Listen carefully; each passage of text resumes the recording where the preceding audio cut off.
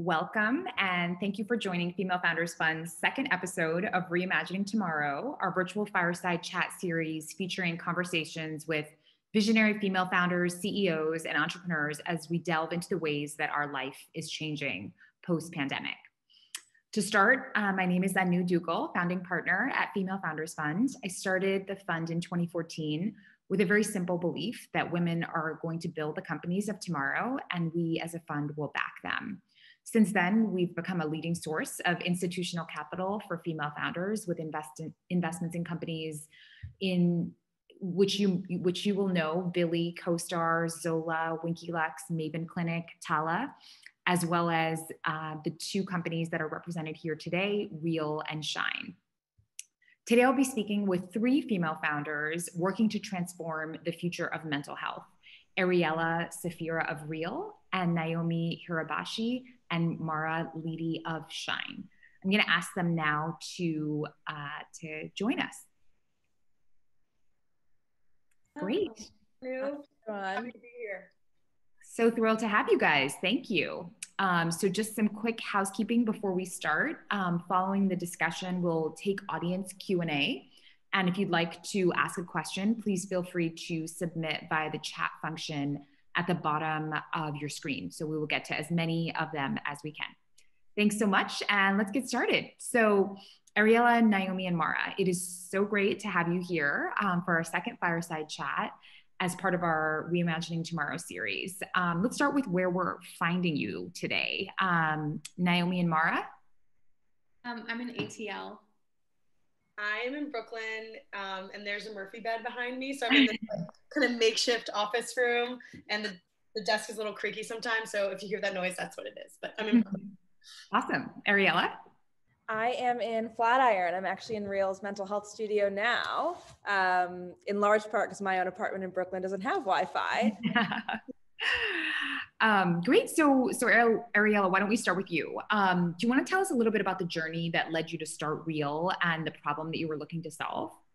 Yeah, definitely. So I've been working in mental health care for, 7 years, and became very passionate about it when a friend attempted suicide. That was really my big eye-opener as to what mental health care looks like. It was the first time I'd ever seen a rehab, first time I ever saw an inpatient mental health facility, and just thought the system didn't make sense. I was not a therapist. I was in undergrad studying math and computer science, but it was very clear to me that, we didn't have definitions for success in any of these places, be it therapy, the hospital, et cetera, let alone pathways to ensure patients actually reach success. So threw myself at the system and haven't stopped working on it since. Worked on it at IDEO, at a Google company called City Block Health, biked across a bunch of countries to fundraise for suicide prevention, and most recently actually joined Columbia's clinical psych program to train to be a therapist. And while I was there, just saw how flawed the system is, even from the therapist perspective. So I left about a year and a half ago to found Reel. I think the second question you asked was, what are one of the biggest problems? Yeah. What are you aiming to solve? Yeah, I think many issues with the mental health care system. The one I think is really the sort of pinnacle of all is that we really treat mental health care today as a crisis response, right? The majority of people don't access mental health care until they've lost a loved one, gone through a divorce, attempted suicide. And, that's comparable to a world where we don't go to the PCP until we've had a heart attack, right? We don't do that. We have annual physicals, we have the gym, we have nutrition, we have diets, and we haven't built that in mental health care. And that's in part because of the high price of mental health care, the brand associated with it, et cetera. So I think the pinnacle of the issue is we need to build a system that we're regularly engaging with, right? Something that we need to ensure we're taking care of our mental health always, not just in moments of crisis. And then in order to do that, we have to solve the other 106 issues that come with the mental health care system, including affordability, brand, et cetera. Great. Well, never a better time for it. So really excited to hear that. Naomi and Marah, so would love to hear from both of you just about your journey that really led to you to start Shine, and kind of also how the product has evolved since you started it, several years ago now. Yeah, I'm happy to kick that off. I think most importantly, we started Shine because we needed it ourselves. We met working together about a decade ago, and very quickly realized just a shared kindredship within each other. Naomi was the chief marketing officer. I was the head of product for a tech company focused on young people and social change in the city. And while, you know, at times we felt really great about our careers and our relationships and, you know, all the things, I think oftentimes we felt a different level of stress and anxiety that would come from the things that I think just made us feel like outsiders. You know, I'm from Georgia, Naomi's from Virginia. I was the first in my family to go to college. Naomi went to 4 colleges in 5 years, 2 of which were community colleges. When we met, we're, you know, working hard on our credit scores and, you know, struggling with financial success. And what does that look like coming from our socioeconomic backgrounds? Struggling with barriers related to our racial backgrounds and how we presented and how that fit or often didn't fit into leadership positions in the workplace. We were lucky because we had each other, and through the power of our daily conversations, we were able to not only support one another, but just create this really safe space for each other to feel seen and heard and validated, which had, you know, impacts on our own mental healthiness and led to better credit scores and, you know, promotions and raises and all of the things that come with feeling that you have a mental health care support system. And when we looked at the wellness space, to Ariela's point, we didn't see that. We didn't see much in the way of preventative mental health care at all. And particularly on the brand side, nothing that felt that it was preventative, easy, representative, and inclusive. And that what we think of like made mental health care as easy as talking to a friend. So that's ultimately why we started Shine, and it started as a side hustle. Naomi, I'll let you share the evolution.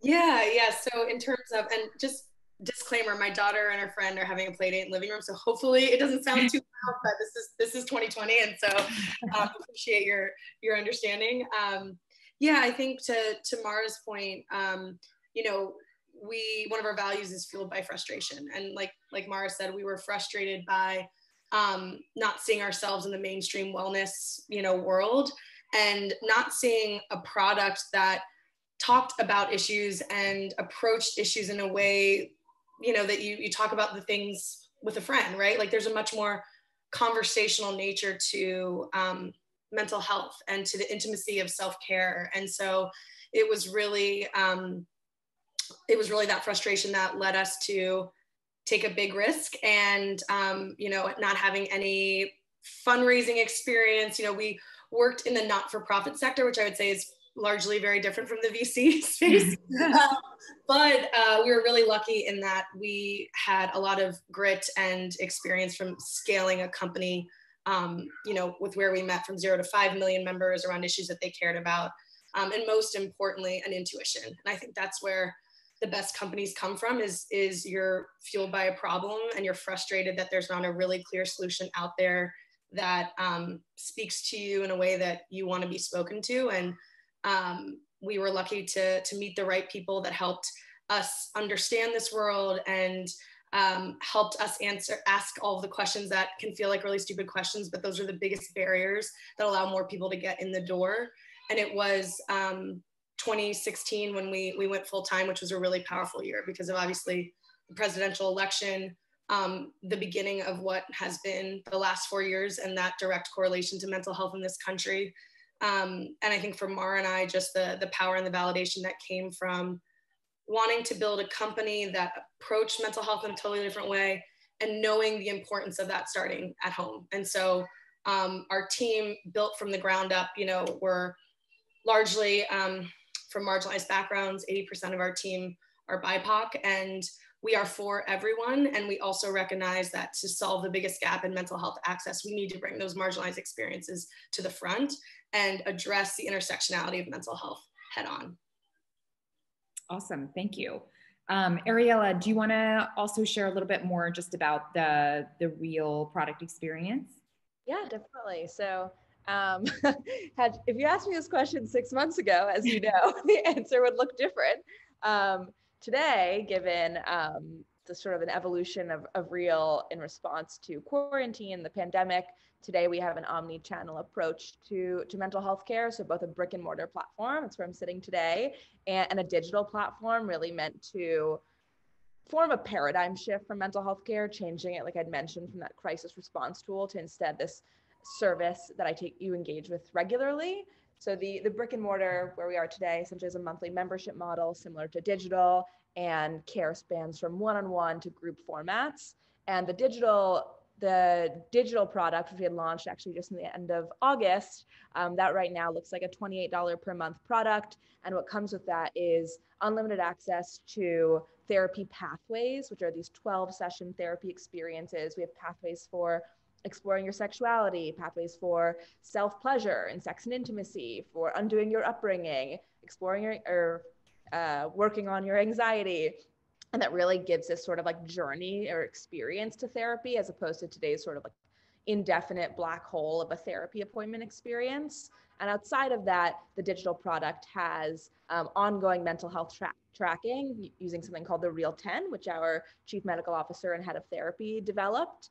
And outside of that, salons and events. So sort of a menu of options for someone to engage with care, and in a much more relatable fashion than today's sort of like PTSD, bipolarity, like all these words we use to filter therapists, to describe group experiences, are often like very stigmatizing words and not ones that most people have ever associated themselves with. Whereas what we're finding is building experiences from topics that are life experiences as opposed to illnesses are far more inviting to individuals. And on top of that, actually bring more similar people together. You know, what we found, everyone here can imagine a group therapy session on depression. It's so easy for that to bring very different individuals, right? Depression is a manifestation of very different life experiences. And it's really easy for a circle talking about depression to sort of isolate certain individuals who are not a part of the majority story.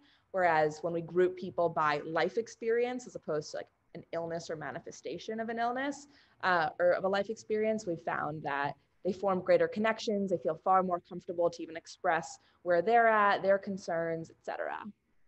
That's great. Thank you for sharing that.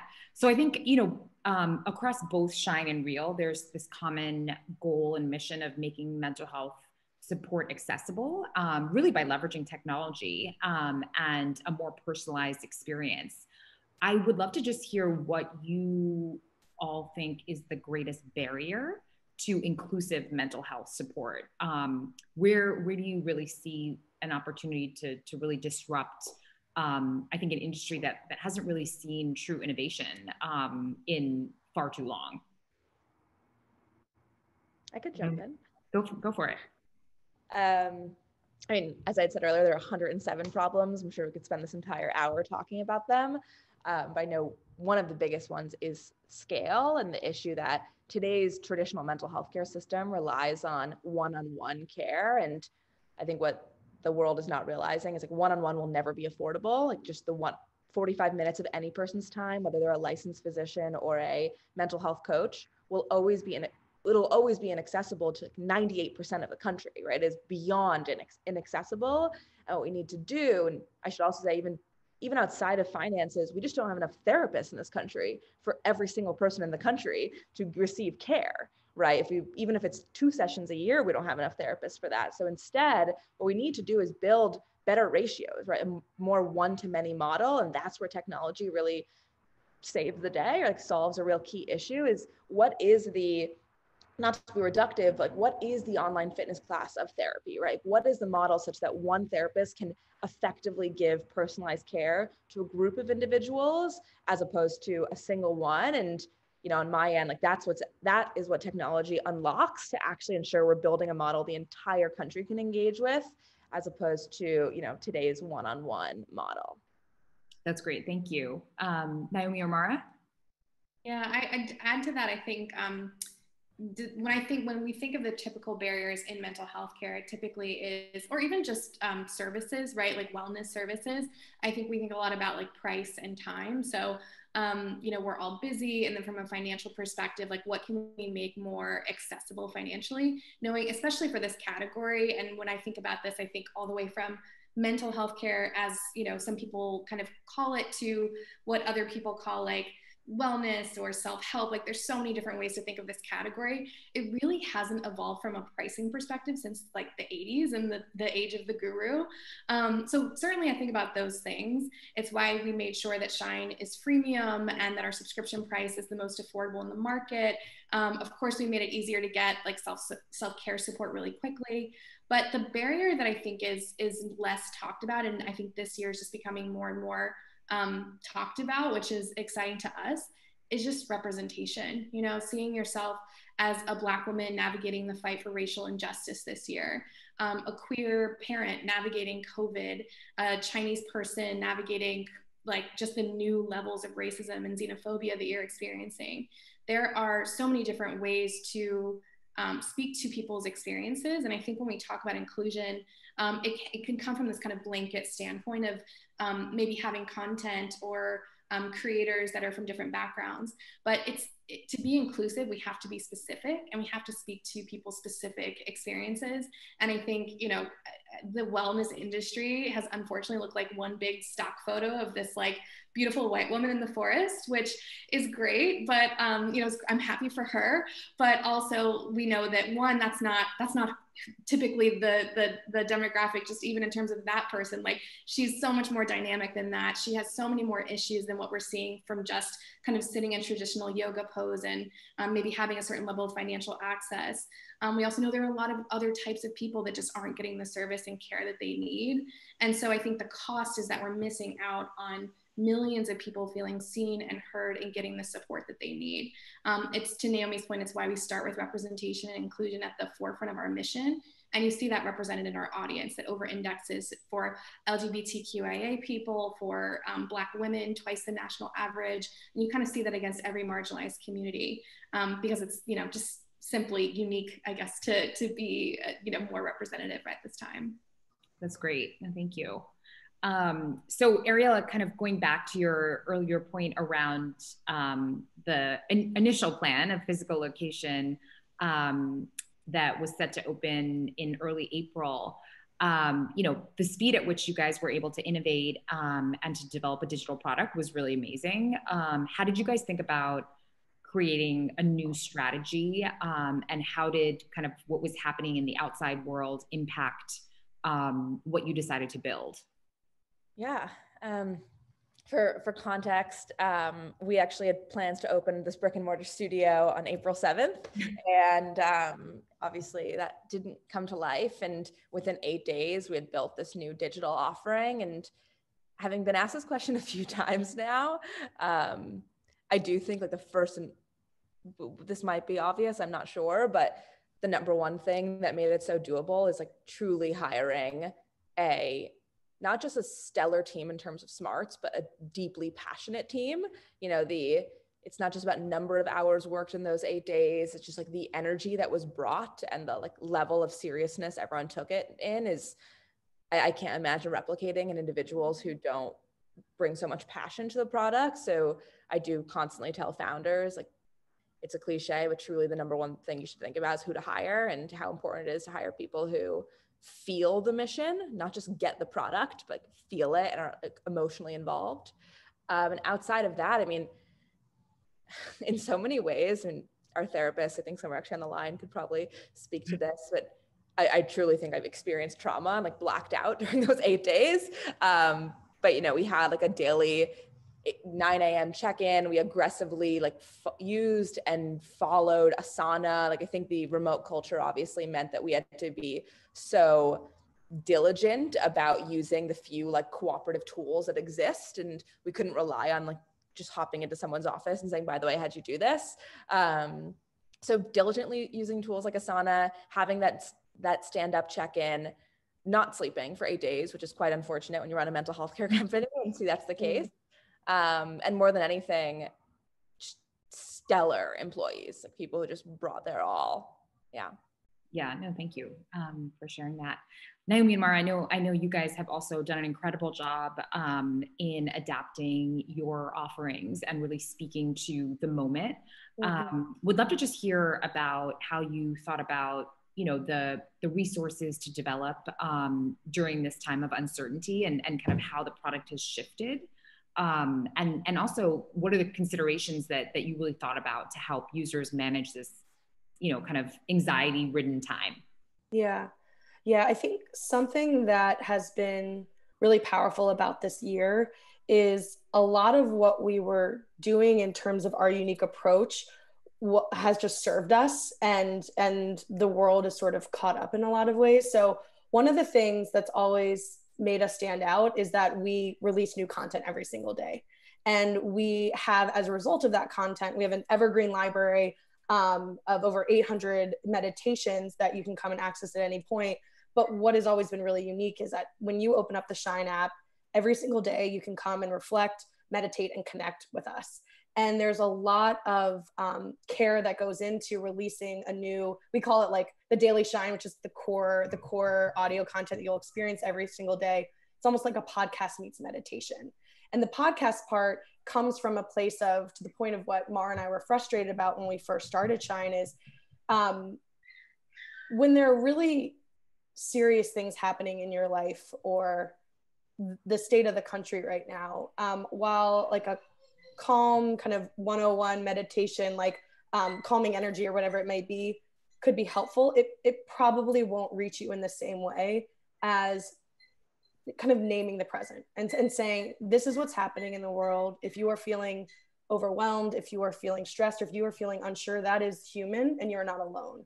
And that specificity of taking your reality in mind is so important, particularly for this climate where that feels like a friend. That feels like someone kind of reaching through an app and like putting their hand on your shoulder. And so from a resourcing and like planning perspective, we were well primed to respond to this time, because every single day we're doing that. And then I think the other thing is, to the point of intersectionality, and we've always focused on the ways that we don't just exist in a box. So we can do all the work that we can to work on ourselves, but we then have to go to work. We maybe have to go work for a toxic manager. We have to have uncomfortable conversations with people that we love and we care about. We have to go out into the world. And so for us, we bring that experience into the content. So that could look like the story of passion burnout from being a healthcare worker, knowing that you're doing incredible, necessary work, and also feeling a lot of resentment for the fact that there's no break. We very quickly, in response to COVID, featured a story of a Chinese American woman and what it felt like to experience racism as a teacher from her students, and how that impacted her mental health. The new normal, and how, like, what does that even mean? What is normal in this world right now? So all of those things were experiences that we brought into the app itself and the content. And what we've heard time and time again is, thank you for addressing what's happening. Yeah. And I think particularly to the uprising in racial justice, we were very, very direct this summer after the murder of George Floyd and Breonna Taylor, and saying that it is really important that we talk about that impact on Black well-being, and if that's also not your experience, how you can support that, how you can support that community and Black Americans through knowledge. And so all that to say, we've been doing it. And I think the other side of that is, Ariela, to your point, like how we take care of our team while doing that is really important, because we're so connected to the work that Marah always says this. It's like, if we don't work, none of it works. And so I think part of the resourcing and the adapting that we've had to do has also been to be very, very clear that if you need to take time, take time. We give ourselves every other Friday just to like get some space away from work. And that is so important for the long game. And then the other thing I'll just mention, because it's live right now, is we actually just launched an election self-care plan. So there's no shortage of articles and content around the stress of the elections. And we're really big on like, okay, but what can people do? What can they do with that information? And so you can actually fill out essentially a quiz. It's a couple questions, and help set a personalized self-care plan that allows you to prioritize your mental health while still staying informed leading up to day of and after the election. That's awesome. No, thank you for sharing that. So this question is for everyone. Coronavirus and the lockdown orders, I think, have really exacerbated and shed light on the epidemic of loneliness.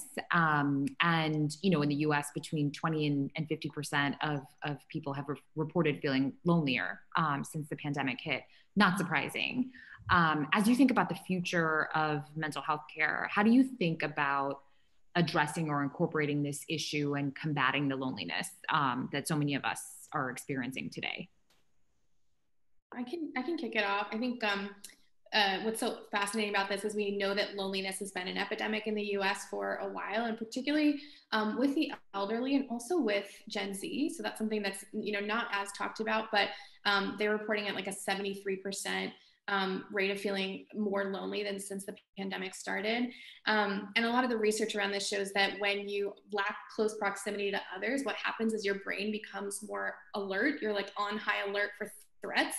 And so a lot of the time you're, you know, you just got off a Zoom call maybe, and even where you maybe felt some sense of light connection with people, you're in your head a lot more, and you're stressing about something that you just said, and you're worried about something that's coming up. And that's just happening more and more, obviously, as you said, with the pandemic. And so there's two ways that we think about this. One, it sounds like a little oxymoronic, but a lot of times people think that just the number one way to combat loneliness is with other people, but it's almost like, you know, like calcium and cow's milk and how we're kind of evolving on that, right? Like you can combat loneliness by a better connection to yourself.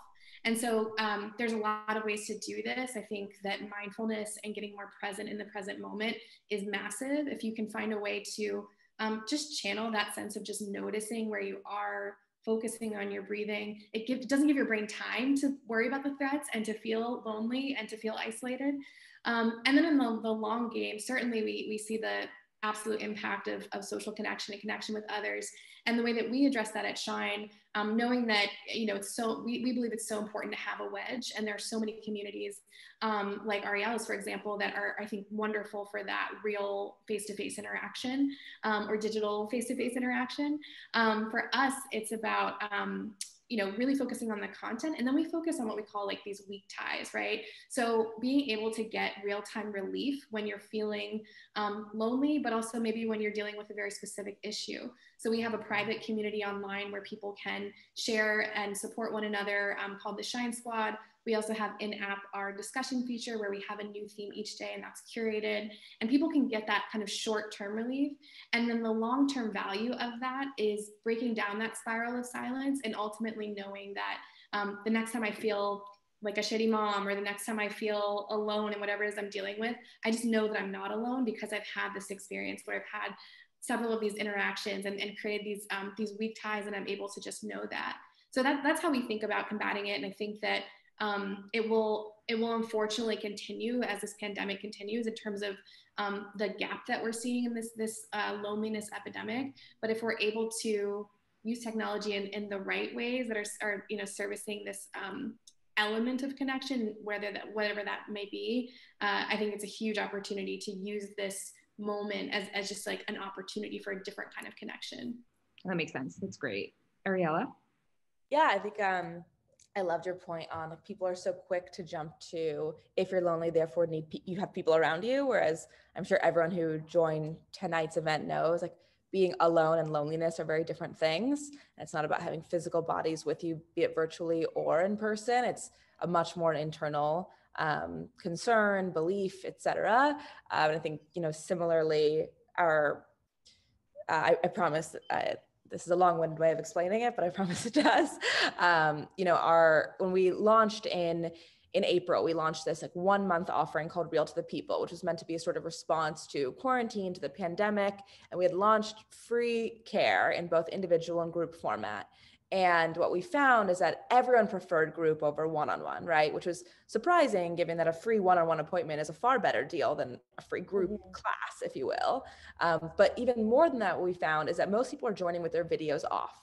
And when we would follow up with them to ask, you know, like, hey, if you want a more private experience, do you want to join a one-on-one? We have plenty available. Time and time again, people would share, no, I want to be in this group because I want to hear how other people go about it. And I want a therapist to teach me. I want them to teach me what's the language needed to describe this? What are common themes going on? And I think that's where this idea of like loneliness, it's not I need to see Mary on the other, video. In our case, you don't see videos of other members, you don't know what they look like, right? Instead, it's sort of this asynchronous format, similarly pushing content that helps people better understand themselves, right? And the benefits of being a real member is knowing other people are also working on themselves, but it's not like I'm showing up every week and talking to 9 members aloud. Instead, it's I'm going through my pathway on my own. And what gets me to show up is knowing this doesn't feel weird.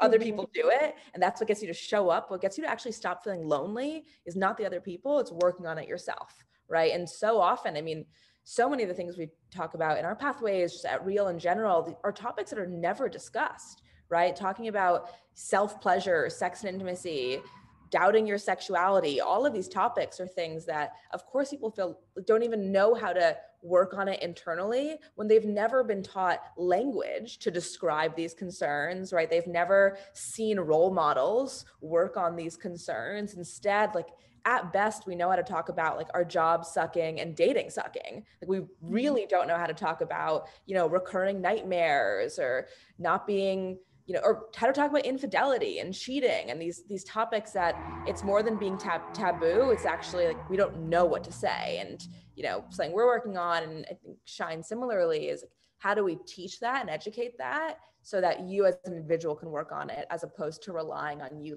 chatting with 5 friends and hoping to overcome loneliness. Right. Yeah. I think what's interesting too, just to add on to what you both were saying, is even this event tonight and what we're talking about, this is one of the most, I think, powerful responses to 2020, is that the baseline is that nobody's okay.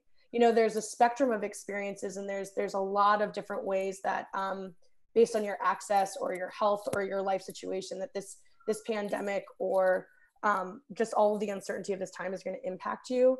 And also it is opening up, I think, a chance for people to kind of raise their hand. And that's, to your point, Marah, what breaks that spiral of silence. And then you can actually start to do the work. But so often, I think culturally, we've been trapped in the it's very American, I'm fine, everything's fine. And it's usually not fine. And we actually did a survey that we can share around afterwards if it's helpful for people, in response to the mental health impact of COVID. And this was in May. But what we found was that the pandemic, and this was even before the racial justice uprising and everything that has followed around elevating important conversations around talking about the intersectionality of mental health, particularly for Black Americans. The pandemic was helping to reduce the stigma of mental health, because all of a sudden people were starting to have more conversations, because the assumption was that somebody was struggling with something. And the more that people talked with other people around what they were struggling with, the higher correlation to being self-compassionate, because they felt oh, I'm not, it's this idea of the secondary stress that comes from feeling maybe some type of insecurity, and then feeling insecure about that insecurity because you're supposed to get over it, or why aren't you just tougher?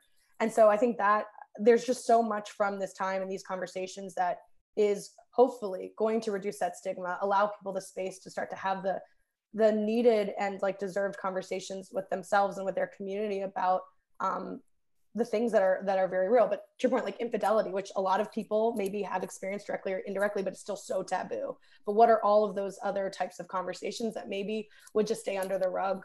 How do we not just have this permission to say, what are you struggling with? Yeah. Yeah, no, that makes sense. And I think, like you said, it's relevant to everyone, right? Everyone is dealing with a certain level of it. And I think the increase in empathy also is something that, unless we were all struggling with something, would never happen. So, it's it's kind of a byproduct, if you want to call it that. Yeah. So, the title of this event is Maintaining Your Mental Health Through Periods of Extreme Change. And we, couldn't complete this without talking about another source of a lot of anxiety for people these days, which is the upcoming presidential election. So I'd love to hear maybe first from Ariela and then from Naomi and Marah. What advice do you guys have for kind of managing that pre-election and even post-election anxiety and fear? So Ariela, maybe you can start off. Yeah. So on on one hand, at Real, we're actually hosting a few events. Some are internal to members, some are external and open for free to the public, really to talk through the anxiety and stress associated with the election, to talk through having hard conversations and how to navigate your own mental health. I'm sure we've all been in one of those election-related conversations where someone starts shouting or crying, and it's like really hard to not be emotional. Something we're working through, and do think clinicians offer obviously expertise in this and handling how can my own mental health sustain itself when I know these topics are very emotional. I know for me personally and for us as a team, it's very important to be intentional about being off from work. I think in a world where we're trapped at home in quarantine and we have this stressful election coming up, what's so critical is to ensure you actually take time for yourself, not because you're talking about the election, not because not even related to voting, but just realizing that this is a very suffocating world and being stuck in a home, especially homes as small as those in New York, being stuck in a home and having only work to do means you will drown in it.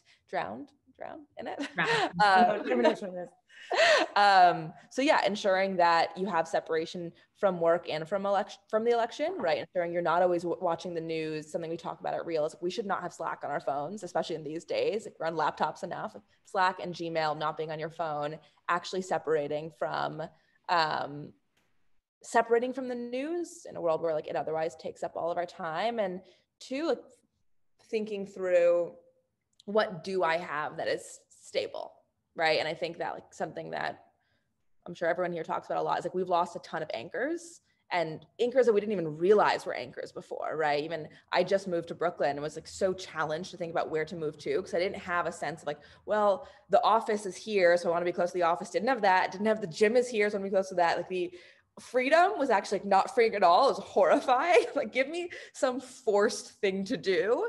So I think really creating those anchors and acknowledging them and holding on to them is so important for our mental health, because it's very hard to feel reality right now, to feel a sense where am I? What am I doing? And so I think a recommendation outside of separating from work and separating from the news is also finding your anchors, and maybe it's a weekly dinner with someone, ensuring there's some sustain, I have a habit, I have some routine, as opposed to maybe living in Airbnbs nonstop as I did in the beginning. Those are a few things for me. Great, thank you. Naomi, Marah? Yeah, I can speak to something that we're personal. Marah, if you want to speak to some of the stuff that we're doing as a team, but on the personal front, and then trying to bring this obviously into the culture at Shine, just knowing your needs, for me, something that's been helpful for this year is I know I'm highly sensitive in general. I'm a Cancer, I'm very, very sensitive. And I have decided to, not even consciously, but I just realized I consume all of my news via audio, visually. That's why the debates are really hard, and the debate was really tough. It's for me, I think seeing everything live in that way is tough, and it makes me really angry and sad. And so I kind of just honor that, right? It's a way for me to stay informed, which is important. But if it's healthier for me to just listen to the news, that is what I will do. And I think in a good way, our society is getting out of just binary things. You either stay informed and it looks this way, or you're just, you say that you're not, the kind of privileged thing of I don't care about politics or whatever that sort of sentiment is. And I think it's been helpful in this time to recognize days that are off, that you just aren't going to maybe be the best or the most high performing. The relationship with productivity has been really interesting this year, and knowing that there's definitely days where it's not any specific thing has happened, but just honoring the fact that there's a baseline to all of this is just really hard. And so listening to yourself, honoring your needs, and I think particularly as leaders, modeling that, because if we don't model it, it's really hard. We can say a lot of different things, but your team isn't going to feel like they can really do it. And so I think modeling that as a leader and being vulnerable and open about what's tough is what will help people set the boundaries that they need. Absolutely. And I think what comes to mind for me, both personally and with Shine, is and what some of the changes that we've made is like what got us as here won't get us to the next stage. And remembering that in leadership, remembering that in our own personal mental health. And that doesn't mean do more, buck up, you know, none of that, but it means evaluating what might not work for you anymore. So if you're someone that leans more towards caretaking in your life and you're that first phone call for your parents and your 5 friends and, you know, that might not work anymore. It might not work at that scale. It might not work in that same way. Setting boundaries in a new way. In the inverse, if you're someone who really likes to show strength and there's no cracks in you and you're like, I'm not gonna break, that might not work for you anymore either. And so I think both personally evaluating that for myself and having those moments where I was like, can't do that, it's not gonna work for me. And then at Shine, I think we've done that in a number of ways, and certainly both proactively and reactive to specific world events. But in our culture, as we mentioned, you know, things like every other Friday off, and the Friday that's on is a no meeting day. We already had tentpole meetings. Like we have a weekly reflection that was so important for us when we first started to practice what we preach. So it's not a meeting where we're going through like hardcore, you know, focus for the next week in KPIs. It's a meeting where we're reflecting on what's something that we're most proud of that we did this week. And it forces you to find something that you're proud of. What's something that we learned from the week, and then maybe a focus for next week. Those things have been key. Every OKR meeting we start with gratitude. So making sure those things exist, and we also evolve those things, sometimes to be even more informal, sometimes to not have them as something, you know, terrible happens and we all just need some space. Making sure that everyone is able to take those self-care days, that we have a separate kind of day designated for, which is like a no questions asked day, right? If you take an out of office typical day, people might be like, where are you going? What are you doing? Mm-hmm. Self-care days are no questions asked. But making sure that, you know, we recognize that what got us here was great. And we also need to evolve how we take care of ourselves, how we lead, and how we show up for work. Mm-hmm. That's great. This is really, really helpful advice for, I think, all of us. So appreciate it. So we have one last question from our side, and then we'll open it up to audience Q&A.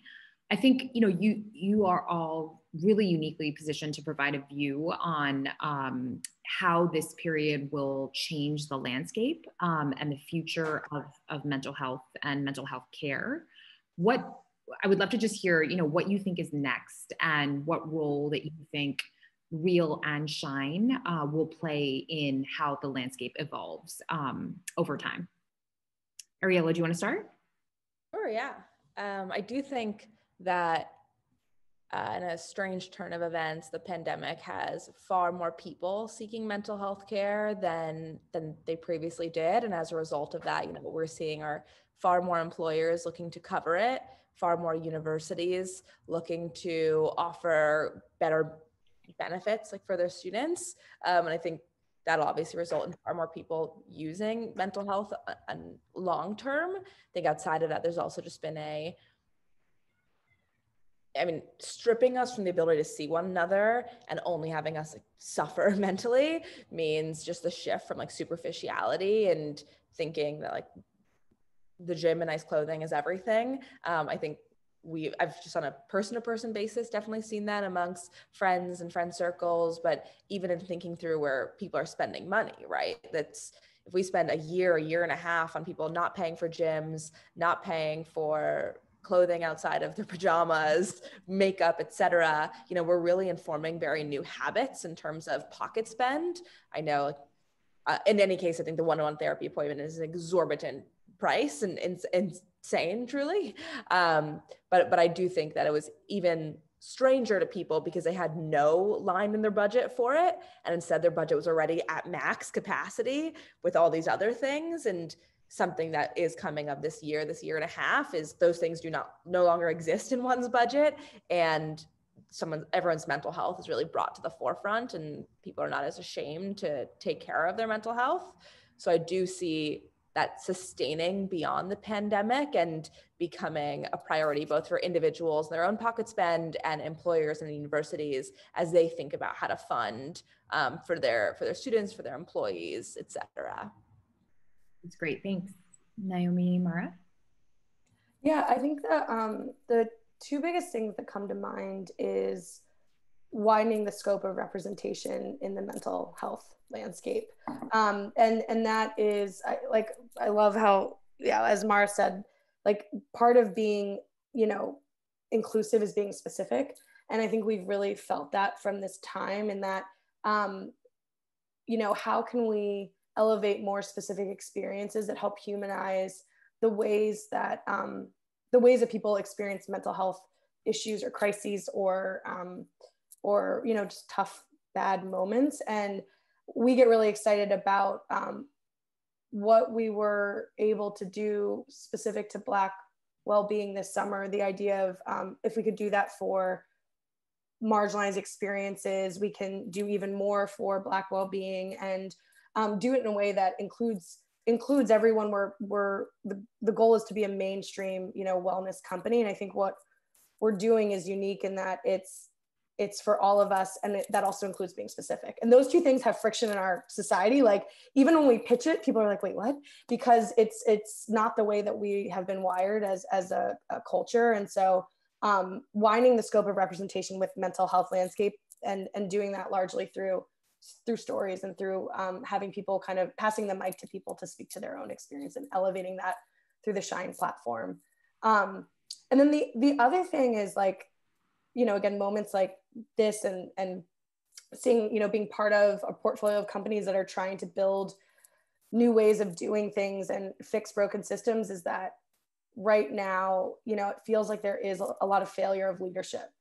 And so where leadership is coming to light are, you know, companies that can move really quickly and can be very direct and aren't afraid to talk about politics, because I think both generationally and also just the makeup of the startup, you know, community and culture is to stand against something. That's usually why you start something. And so I just feel motivated by the opportunity for more people like us to be leaders on a larger scale and have that change the way things work. So for example, we got a lot of inbound requests from companies saying, like, I want Shine to be a mental health benefit for my company. And like specifically in the summer, you know, major companies. And that's something that's not an initiative. It's not a press release. It's just about, from the ground up, employers feeling motivated by their team members saying, like, hey, we need more support, or you know, leadership getting more educated on the ways that they should support their team members. And then when you think about the long-term impact of workplaces where people are more emotionally healthy, there's more equity, there's more emotional, you know, intelligence. There's so much that can happen from that. And hopefully we start to inform the big systems that move too slowly, but have a lot of changes that they need to make. They just need the proof. That's great. No, it's, you know, while there's obviously a huge issue at stake, I also think that there's an opportunity to kind of rewrite and rethink structures and systems that have been around forever.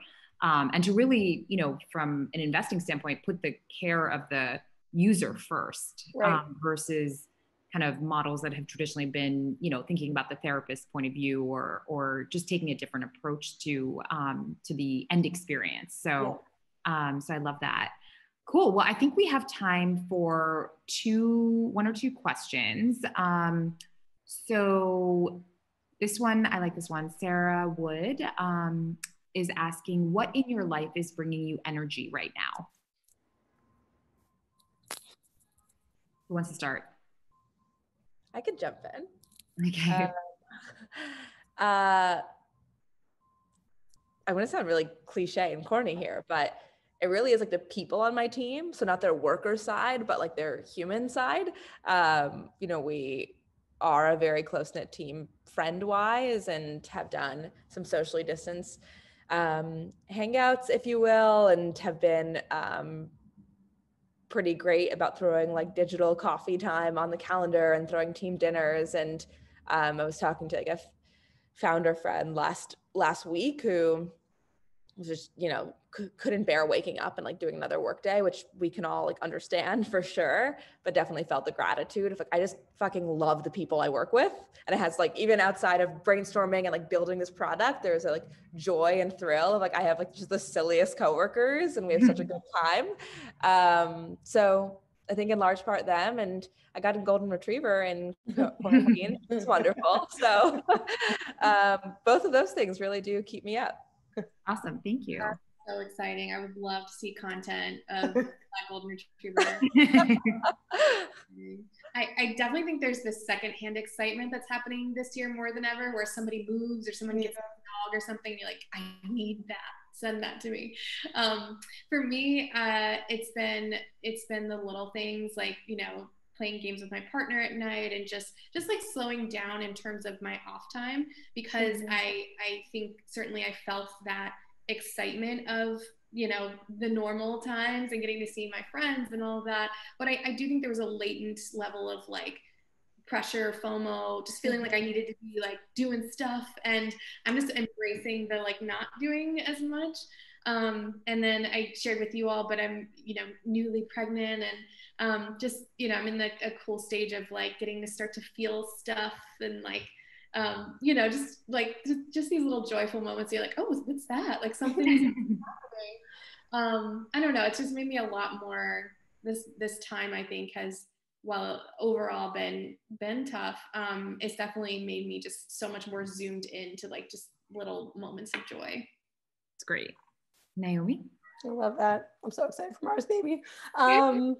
I think, and this is definitely a privilege, the flexibility of just, you know, working from home, and part of it's like, I think just being a human, and also like life stage. I have a 2-year-old daughter, and, you know, it kind of normalized not seeing her for 10 or 11 hours a day. And that's like, that's just the way it is, you know, or the way it was. But being able to like have flexibility where I can like go out and give her a hug during my lunch break, or, you know, get more time with my family in Virginia, because I can like, you know, work a little bit more flexibly, and obviously working remotely. And so I think taking inventory of the things that, while there's a lot that we've lost, just what can I appreciate about this time. And I think flexibility is one of them, particularly as founders, you know, where like, you know, the joke is everyone's like, you know, you started a company, I'd love to work for myself, you know, you're the boss. And you're like, it's less control in so many ways, because, you know, yes, you are in charge, and you ultimately set the tone.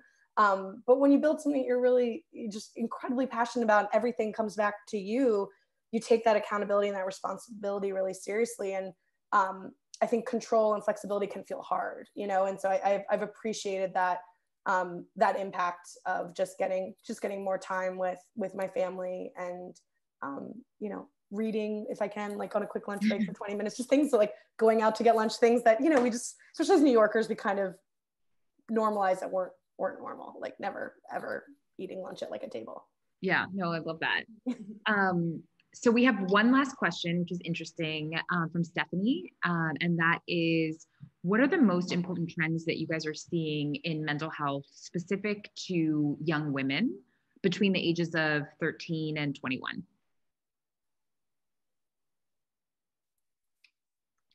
Anyone? I can try. I can let you need to be 18 to use Reel. So this is not backed by as much data as I'd hope my adult references are. But I do think we've like looked into it quite a bit. And I do think the comparing oneself to others is just far more prominent in teenagers today, for reasons that are quite obvious to us all, like access to social media and like constant gratification or not gratification, you know, with every photo, every selfie, every birthday, every event. I think I would argue that probably is the greatest change in like mental health concern across generations, that they just have. It's not that they're more susceptible to competing with others, that they have more opportunities to do so, and more opportunities to be told whether they're good enough or not, and find that dramatically impacts their feeling of self-worth, certainly loneliness. Those are a few things. Yeah. Perfect. Great. So I think that was the last question we have time for, and we're close to our end time. I'm sorry if we weren't able to get to everyone's questions. But for those audience members that want to learn more about Reel or Shine, where can we find you? For Shine, you can head to theshineapp.com, or you can go to the App Store and search Shine. Perfect. For Reel, you can go to join-reel.com. You can also look in the App Store, but quickest way is probably going to join-reel.com.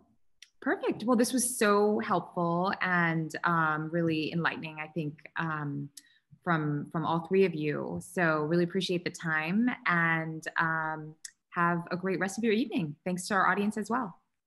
Thank you, everybody. Thanks for having us. Bye. Everyone.